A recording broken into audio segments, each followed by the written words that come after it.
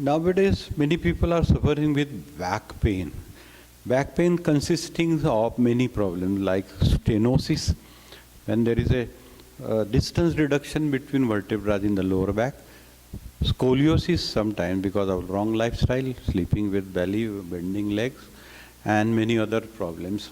And similarly, slip disc. Slip disc is a big problem nowadays. People are suffering with slip disc and sciatica pain. Some young women also are suffering with PCOS and PCOD. So PMT. So all these problems will be solved with these following practice which I am just showing to you. These practices, along with these practices, one should adapt the pose called Shavasana. Most of the time one should sleep in Shavasana and not to sleep on the side on which the sciatica is developed or pain radiating or pain formed in the side. Many people sleep on one side for longer time. Some people sleep on belly with bending leg. All they are suffering with sciatica, slip disc, and stenosis and PCOS in young women. PCOS is also a byproduct of the lack of circulation in the uterus and ovaries. So we will start some practices to control all these problems in 20 minutes of time, maximum, minimum 10 minutes of time.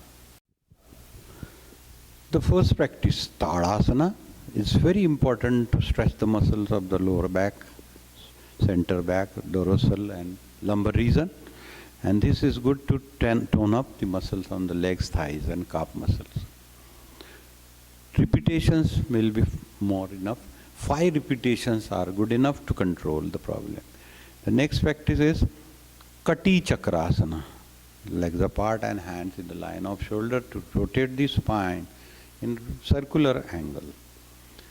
This is known as Kati Chakrasana. Both sides 5 times will be good enough to control the pain in the lower back, pain in the legs radiating, referred pain from lower back to the legs, feet, ankles.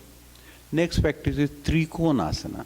Legs apart by 2.5 feet, turn your right toe toward the right and bend sidewise for number of 10 normal breaths. Repetition 2 will be good enough to control the problem. And breathing will be normal. On both sides you have to repeat alternately. 2 to 3 reps will be good enough. And the lowering of the body depends on your ability and flexibility and pain condition. One should not strain too much unnecessarily. The third practice is Padhastasana, backward bending and forward bending as much as possible to the patient. Patient cannot bend forward as much as the model is showing. So you should do as much as you can. Backward bending and forward repetitions will be enough. 5 repetitions will be good enough. The next practice is Marjarasana, cat back pose. Kneeling down with legs, hands and apart, and the position is like this. Then repeat the movements of neck and lower back. Maximum repetition will be good enough 10 times. This is known as cat back pose, Marjarasana. This practice improves the distance between vertebrae at cervical and lumbar region. The next practice is Bhujangasana, cobra pose, Bhujangasana, and supine position, in prone position, palm under the shoulders and gradually raise your head and chest up. Breathe normally in the position for number of 10 breaths. 3 repetitions are good enough. The next practice is Ardha Shalvasana, half locust pose. Hands toward the leg side, palm downward and lift one leg without bending your knee. This and breathing will be normal. About 10 breaths will be enough to stay in the position and repeat this alternately 3 times.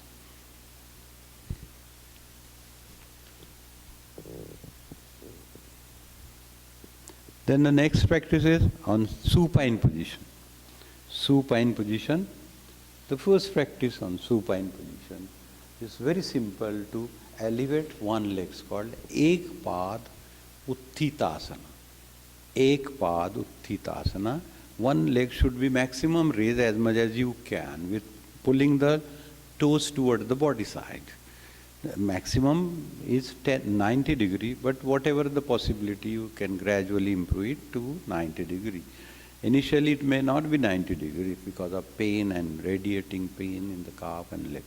So repetitions are 3 to 5 repetitions in the beginning, and then this will be helpful to improve the circulation in the calf and thighs muscles and the ankle and fingers. Repetitions alternately, 5 reps will be good enough. The next practice is Ekpad Mugdalasana. One leg rotation, 5 reps clockwise and 5 anti-clockwise. This will be helpful to improve the circulation from the very starting of the hip joint and the area of the affected area of the lower back. One has to complete clockwise and anti-clockwise on one leg and then next leg. Movement will be smooth without jerk and maximum 5, minimum 3 reps clockwise and anti-clockwise. The next practice is Pavan Muktasana in different way. By raising the legs toward the body side, holding the knees together and pull the knees toward the chest and release immediately. Place feet down. Like that, you have to repeat 5 reps. This is a Pavan Muktasana in a different fashion, 5 reps, different way. And not to stay in the position, but rapidly and repeatably 5 reps is good enough. The next practice followed to this is breech pose, Setu Bandhasana. Holding the hands under the hips and raising the body as much as you can without bending the elbows, knees together and foot together. Repetitions is good enough, 5 to 10. Initially, when more pain is there, then start with 5 reps. Gradually improve up to 10 reps. This is good practice to improve the flexibility in the lower back and pain will be reduced. These are the pain relieving practices. And the last practice related to this is Nadi Tanasana, pelvic tilt, legs apart by 1.5 feet.